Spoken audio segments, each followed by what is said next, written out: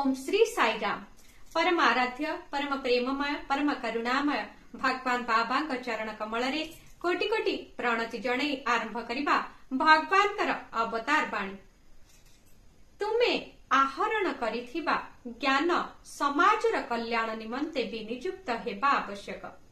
भगवान तुमको खाइबा शोइबा ओ सांसारिक सुख भोग करबा पई तुमको मानव शरीर देई नाहांती।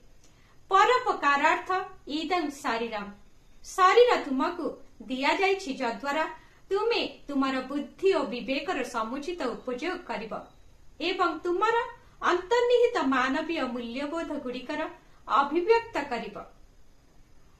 तुमर विद्या और बुद्धि बलरे कि मूल्य जदि से गुड़िक द्वारा समाज लाभान्वित न हुए।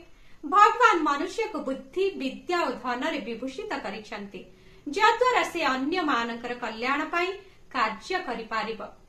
तुमको तुमर ज्ञान रे अन्य मानंकु भाग देई समस्तंकु आनंदित करिबाकु हेब। शुभ सकाळ आपणकर दिनटी मंगलमय हे। जय साई राम।